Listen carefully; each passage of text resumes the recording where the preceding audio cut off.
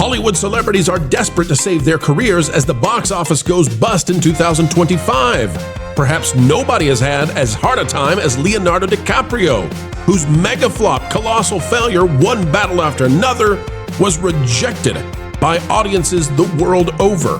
Now, Hollyweird is desperate to save him too, reclassifying his film as a comedy. Today we'll tell you why, and you won't believe the tricks they're ready to pull.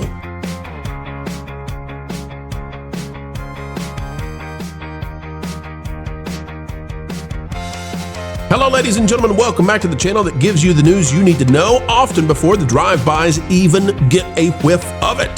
Today, we are sniffing around what's going down in Tinseltown, and folks, we've got a dandy of a video. Don't miss out on this one. You won't believe the levels of desperation.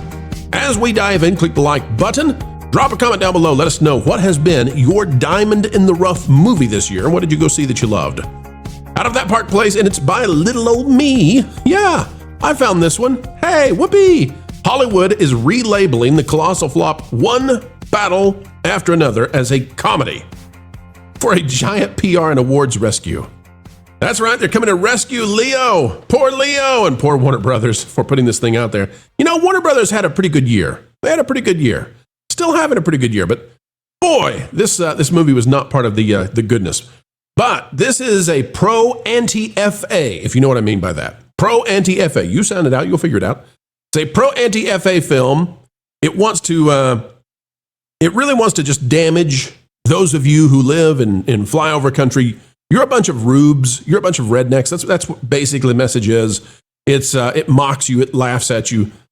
Well, nobody was laughing, and definitely not the coin purse holders at Warner Brothers. They weren't laughing because this thing needed $600 million to break even. It's not even. It's going to come nowhere close. It's estimated to lose at least $100 million, probably more. Probably more because people are not remembering that Leonardo DiCaprio gets first nabs at the money as it comes in. Well, they're trying to save face now, and you won't believe how bad it is. Here's what it says. Just when you thought it was safe to call a flop, Hollywood is not having any of it. The extremely left film that glorifies all kinds of division, one battle after another, was a shocking financial disaster for Warner Brothers Discovery and a black eye for Leo himself. But the PR wizards of Warner are hard at work with their Hollywood colleagues to make all that fail just disappear. Warner Brothers, and this is so, you're not going to believe this. Warner Brothers has quietly shifted Paul Thomas Anderson, he's the director, his one battle after another, remember, $600 million break even, into the Golden Globes musical comedy race. This movie, it's not a musical, it's not a comedy. They've moved it into that category. Trade coverage confirms the studio submission in comedy. Variety had that. Variety. And now, for those of you who keep score, one battle after another was never written as, conceived as, nor marketed as a comedy. So why in the world are they calling it a comedy? Oh, do we have answers? You see, folks, the Globes, right, and that's the award they're going after right now, the Globes have long allowed studios to choose a category, with an HFPA committee empowered to overrule, but genre-bending contenders still slip into the comedy musical category when drama looks brutally competitive. AKA, this film was not going to win in the thing that it belongs in. It's an action movie. It's a drama film. It's a political thriller. It wasn't going to win. So what are they going to do? Because, I mean, if it's going to lose money, and if it's going to be a colossal flop, and if it's going to flop on its face in streaming, you got to find some reason, some redeeming thing to tell your investors this is why we spent all this cash on a film that needs $600 million to bring it back. You got to have an excuse for it. Well, we'll get it a little trophy. Sir, we can't get a trophy in any of the genres that it belongs in. What should we do? Tell them it's a comedy. Can you imagine if this wins? #1 comedy of the year. Can you imagine it? But I know why they chose it. Let me tell you about it. There are plenty of reasons for one battle after another, an obvious action political thriller, to be moved to comedy. None of those reasons are because it's a comedy. It is not. But this entire $600 million break-even box office bust was made for awards and to stick it to conservatives.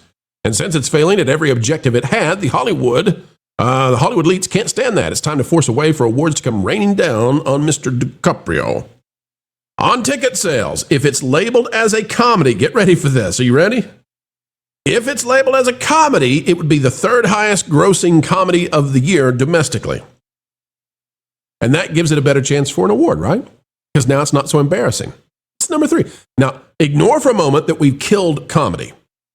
That Hollywood doesn't do jokes anymore. We don't get funny movies anymore. Do you remember back in the 90s when, you had a deluge of funny films? We always have, because we always had a good time telling jokes and laughing at ourselves and going to the movies and having a good, just a good chuckle at least. You want a good chuckle. It's okay if you don't have a chortle, but a chuckle, you need that, right? A guffaw, I don't know about it. But, listen, folks, those are all Scrabble efficient words for you if you'd like to look up a thesaurus for laughing.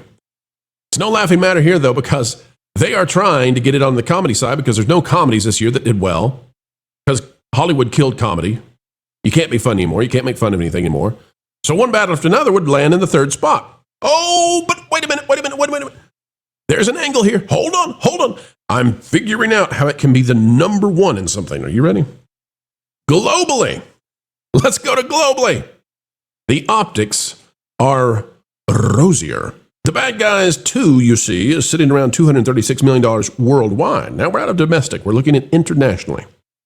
Freakier Friday is 153, one battle after another, which needs $600 million to break even. I'm going to keep saying that because it needs to be, we all need to know that.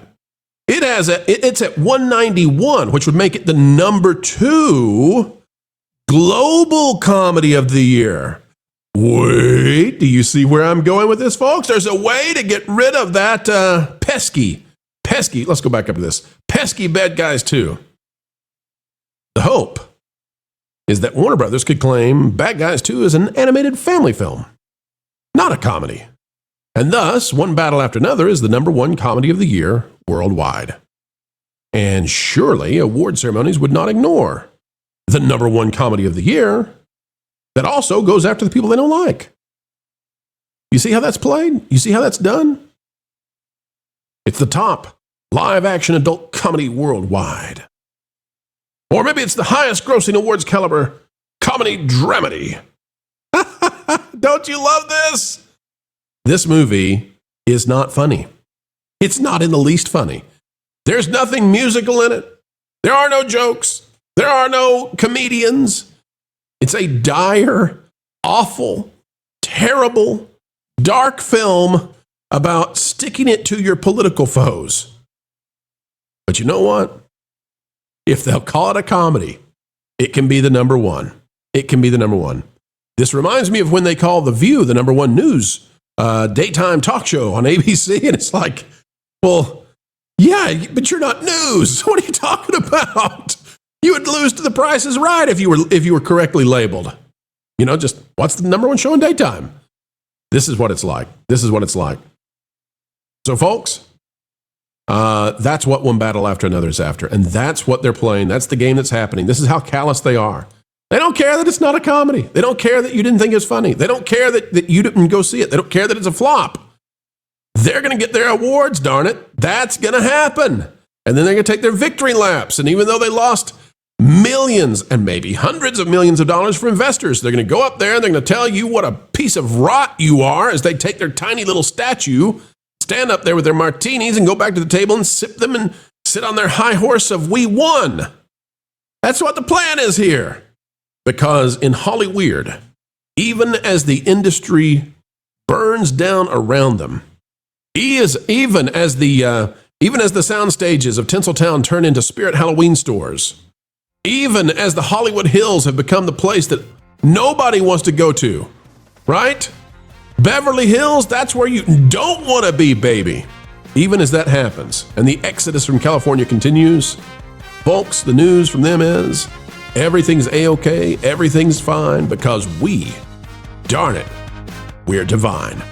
All right, folks, it's a shorter video today, but we're happy that you came our way. Thank you for being here. We wanted to tell you about this. It's so ridiculous. It's so crazy. It's so silly, but it is Hollywood. And that's what, if nothing else, Hollywood is that. All right, folks, it's your turn. Get up to bat, click the like button, share, subscribe, click it, stick it to the algorithms. It is the notification bell. Drop a comment right on down below and let us know your thoughts.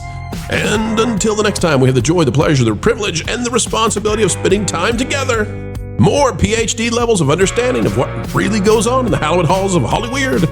Folks, keep learning, keep growing, and as always, keep having fun.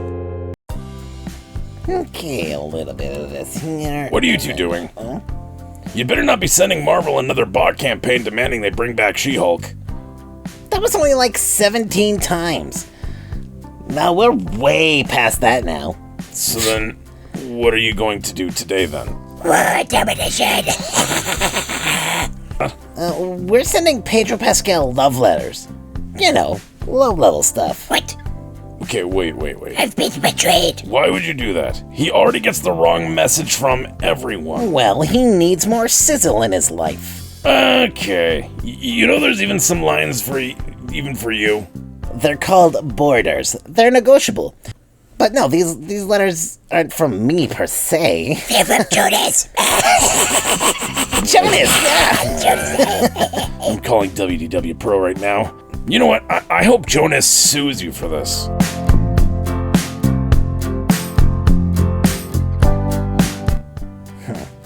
Do you think we should tell Floral about this cease and desist letter he received from some weird soup-obsessed man?